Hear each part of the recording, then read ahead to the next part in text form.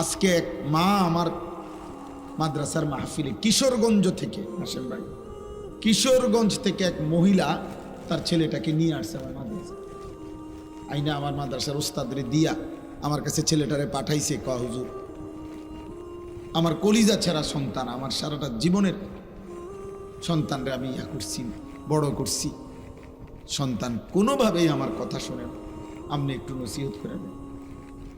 তো এ কথা বলতে গিয়ে যে মহিলা কাঁদলো, চোখের পানি পড়লো, আমি শুধু ওই ছেলেটারে বলছি, রে বাপ, তোমারে আমি কোনো কথা শুনতে চাই না, আমি শুধু এতটুকু কথা বলছি। আমি বলছি ওই ছেলেরা, আমি বলছি, বাপ তোরে আমি বললাম আমার নাম মনে রাখিস, যে মায়ের চোখের পানি ফেললে এতগুলো, যদি আল্লাহর কসম যদি ফিরে না আসো, মার কথা মতো আল্লাহর নাফরমানি যদি না ছাড়ো, আমি বললাম তুই পথে পথে ভিক্ষা করবি।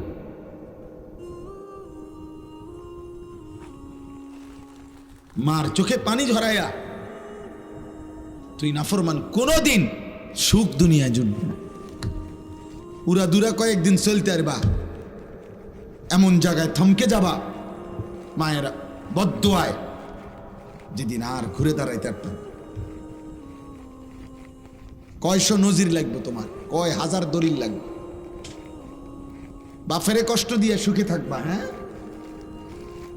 মায়ের চোখে পানি জড়াইয়া সুখে থাকবা, তোমার সমবয়সী বন্ধুরা তোমারে নিরাপত্তা দিবে। হ্যাঁ, ওই শয়তানগুলা, সারাদিনে যেই বন্ধু এক ওয়াক্ত নামাজ পড়ে না, ওই বন্ধু হয়তো শয়তান।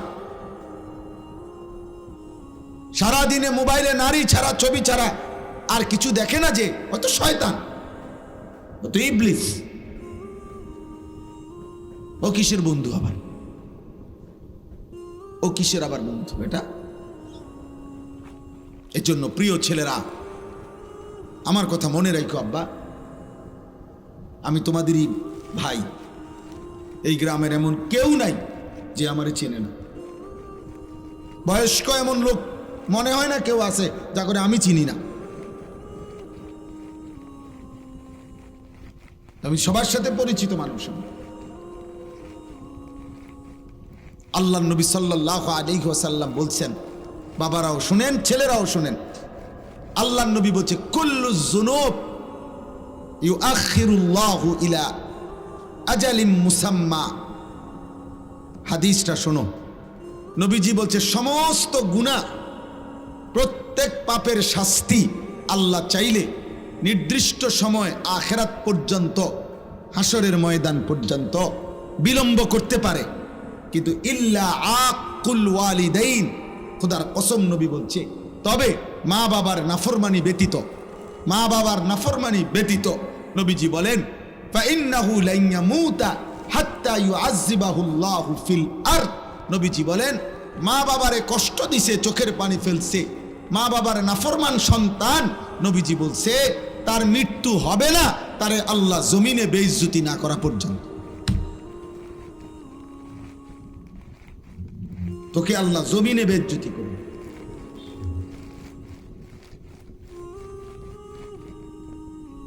হ্যাঁ, অন্তত তুমি মানুষের বেটি চাও, ও চিরেই দেখবা 20 বছর পরে তোমার মেয়ে যখন আরেক বেটার লগে ভাগ্যে যাইব, আর পুরা গ্রাম তখন জুতার বাড়ি দিব তোমারে, ছিছি করবে, তখন তুমি বুঝবা মজা কাকে বলে। তোমার পাপের শাস্তি কোন হান দিয়া বাইর হয়, তখন টের পাবা।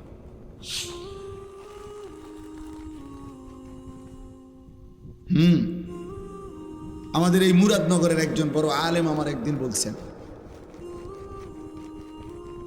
মেয়ে আরেক ছেলের সাথে পলায়া গেছে, বিবাহ বন্ধনে হোক সম্পর্ক কইরা চলে গেছে।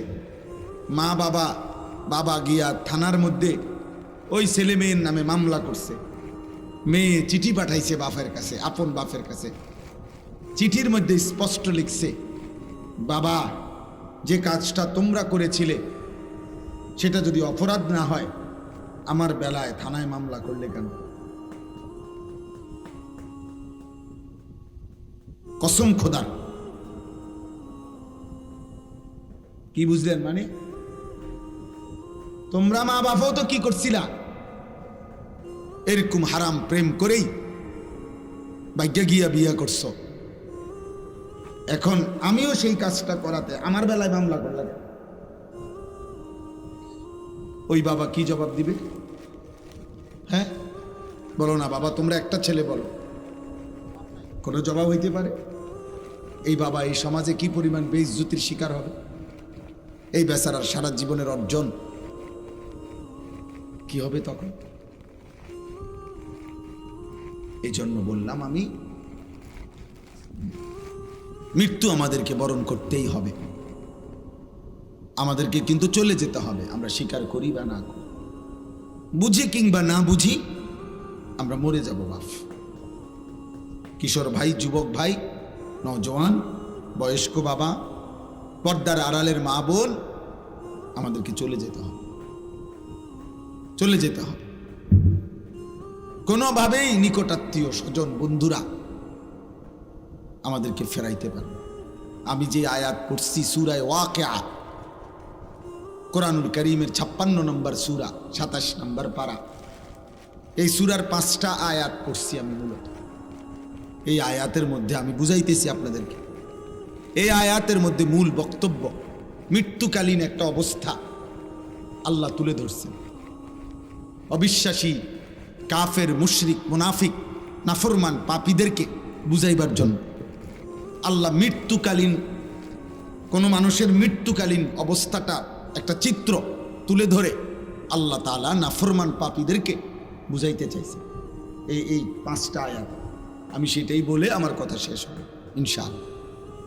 সূরা ওয়াকিয়া সূরাটার নাম, অনেক ফজিলতপূর্ণ কোরআন শরীফের একটা সূরা, অনেক দামি সূরা। আমাদের নবী সাল্লাল্লাহু আলাইহি সাল্লাম বলছেন, যে ব্যক্তি প্রত্যেক রাত্রে একবার এই সূরা ওয়াকিয়া পাঠ করবে, নবী ওয়াদা দিছে, মান ক্বারাআ সূরাতাল ওয়াকিয়া ফি কুল্লি লাইলাতিন লাম তুসিবহু ফাকাতুন আবাদা। নবীজি বলছে, সূরা ওয়াকিয়া যে প্রত্যেক দিন রাতে পড়বে, আল্লাহর নবী বলছে তাকে কখনোই দারিদ্রতা, অভাব স্পর্শ করবে না। এজন্য যুগ যুগ ধরে মাদ্রাসাগুলোর মধ্যে, বিশেষ করে কওমি মাদ্রাসায় যুগ যুগ ধরে মাগরিবের পরে এই সূরা পড়া হয়। আউলিয়া বুজুর্গরা সারা পৃথিবীতে যুগ যুগ ধরে, নেককার বান্দারা মাগরিবের নামাজের পরে সূরা ওয়াকিয়া পড়ে। সূরা ওয়াকিয়া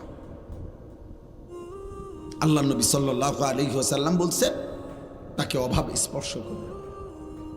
রাসূলুল্লাহ সাল্লাল্লাহু আলাইহি সাল্লামের একজন বড় সাহাবী ছিলেন হযরত আব্দুল্লাহ ইবনে মাসউদ রাদিয়াল্লাহু তাআলা আনহু, অনেক বড় সাহাবী, জলিলুল কদর সাহাবী। নবীজির সাথে খুব বেশি যারা থাকতেন, নবীজির খাস খাদেম যারা ছিল, এর মধ্যে উনি একজন। আব্দুল্লাহ ইবনে মাসউদ ইসলামের 3য় খলিফা হযরত ওসমান রাদিয়াল্লাহু তাআলা আনহুর জামানায় উনি ইন্তেকাল করছেন। এই সাহাবী আব্দুল্লাহ ইবনে মাসউদ, তো ইন্তেকালের পূর্বে উনি অসুস্থ ছিলেন, বিছানায় শুয়ে আছেন, শেষ অবস্থা। তো হযরত ওসমান মানে খলিফা, 3য় খলিফা, ওসমানের নাম শুনছেন না, উনি আসছেন এই আব্দুল্লাহ ইবনে মাসউদকে দেখার জন্য। তো ওনার পাশে বৈশা, এই ছেলেরা তোমরাও শোনো, বাবা আপনারাও শোনেন, দেখেন কি কয়। সাহাবী ওসমান খলিফা ওই আব্দুল্লাহ ইবনে মাসউদকে ইন্তেকালের পূর্বে বিছানায় শয্যাশায়ী, নবীর সাহাবী উনি এবং বিখ্যাত সাহাবী, ওনাকে বলতেছেন, মা তাশতাকি, হে আব্দুল্লাহ আপনার রোগটা কি? মানুষ জিজ্ঞাসা না অসুস্থতাটা কি? হযরত আব্দুল্লাহ ইবনে মাসউদ ওসমান রাদিয়াল্লাহু তাআলা আনহুর কথার জবাবে বললেন, জুনুবি, আমার সারা জিন্দেগীর গুনাহগুলো আমার রোগ। সাহাবী কি বলে, আমার সারা জীবনের গুনাহ আমার রোগ, আমার আর কোনো রোগ নেই। এবার হযরত ওসমান রাদিয়াল্লাহু তাআলা আনহু বলতেছেন, মা তাশতাহি, আপনার মনে কি চায়, আপনি কি চান, চান কি? হযরত আব্দুল্লাহ ইবনে মাসউদ রাদিয়াল্লাহু তাআলা আনহু বলেন, রাহমাতু রাব্বি, আমি আমার রবের রহমত চাই। আমার অসুখ আমার গুনাহ, আমার সুস্থতা আমার রবের রহমত, আমার মালিকের রহমত চাই, আমি মাগফিরাত চাই। এরপরে হযরত উসমান রাদিয়াল্লাহু তাআলা আনহু বললেন, হাল আদউ লাকা তাবিবান। হযরত আব্দুল্লাহ ইবনে মাসউদকে বলেন, আমি কি আপনার জন্য একজন ডাক্তার ডাকবো? যেহেতু তিনি খলিফা, বড় ডাক্তার আছে ওনার কাছে রাজ দরবারে, তো আমি কি আপনার জন্য একজন ডাক্তার আনমনি? সাহাবী কি কয় শুনুন, আত-তাবিবু কাদ আমরাদানি। হে উসমান, ডাক্তার সাহেবই তো আমারে অসুস্থ বানাইছে, আমারে ডাক্তারই তো কি বানাইছে, অসুস্থ বানাইছে। আপনি কারে আনবেন? কে সে? এই কথা বলে কাকে বুঝাইছেন উনি? আল্লাহকে। কাকে? মূলত রোগ দেয় কে, সুস্থতা দেয় কে, এইটাই বুঝাইছে। আল্লাহই তো সুস্থ করবেন, আর তিনিই তো আমাকে রোগাক্রান্ত করেছেন। আমি আলগা লোক ডাইকা লাভ কি? আলগা লোক ডাইকা লাভ কি? ওনাদের ইয়াকিন ছিল আমার অসুস্থতা আমার আল্লাহর পক্ষ থেকে, আমার সুস্থতাও আমার আল্লাহ। ইসলামের ইতিহাসের একজন বড় বুজুর্গ ছিলেন রবি ইবনে খাইসাম রাহমাতুল্লাহি আলাইহি। কিতাবে আছে ওনার মৃত্যুর সময় এরকম উনিও যখন শেষ অবস্থায়, ওনার সন্তানরা বলছে, আব্বা আপনার জন্য আমরা একজন ডাক্তার আনবো।